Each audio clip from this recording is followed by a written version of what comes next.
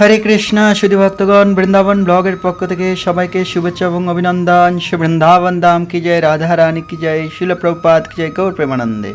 তো ভক্তগণ, আজকের ব্লগটি অনেক সুন্দর হতে যাচ্ছে, আপনারা অবশ্যই চ্যানেলটি সাবস্ক্রাইব করে যুক্ত হয়ে যান। তো এখন আমরা আছি সিঙ্গারবট মন্দিরে, আর এই স্থানে ভগবান শ্রীকৃষ্ণ রাধারানীকে নিজের হাতে সিঙ্গার করেছিলেন। তো আপনারা যেহেতু জানেন আমি সবসময় ড্রাইভ করতে করতে ভিডিও বানাই, তো সেজন্য আমি এখানে ভিতরে ঢুকছি না।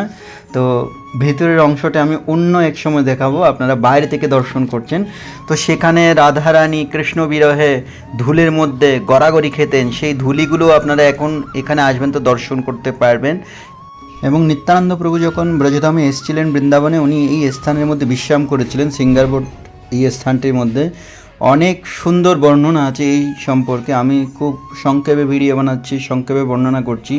এখন আপনারা দেখছেন ইমলিতলা, এখানে গৌরাঙ্গ মহাপ্রভু এসে সবাইকে অকাতরে কৃষ্ণ প্রেম প্রদান করেছিলেন।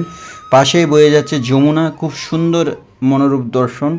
তো ইমলিতলার মধ্যে একবার কি হয়েছিল, এই ভিডিওটা যদি আমি আপনাদের এখানে যদি বর্ণনা করতে যাই, লীলাগুলো অনেক সময় লাগবে। তো আমি জানি না আপনারা কতটুকু আপনাদের ভালো লাগছে আমার ব্লগগুলো দেখার ফলে। যদি আপনাদের যদি সত্যি ভালো লেগে থাকে তাহলে আপনারা আপনাদের মতামত অবশ্যই জানান এবং আমার চ্যানেলটি সাবস্ক্রাইব করুন এবং সবার কাছে শেয়ার করে দিন, তাহলে ওনারাও গৃহে বসে ধাম দর্শন করতে পারেন, উপকৃত হবেন। তো আপনারা যদি আমাকে যদি উৎসাহ প্রদান করবেন তাহলে আমি অবশ্যই শাস্ত্র মতে আপনাদের সমস্ত কিছু বর্ণনা করব, আপনারা সমস্ত কিছু দর্শন করতে পারবেন। তাহলে আমাকে আপনারা সহযোগিতা করুন, আপনাদেরও আমি দর্শন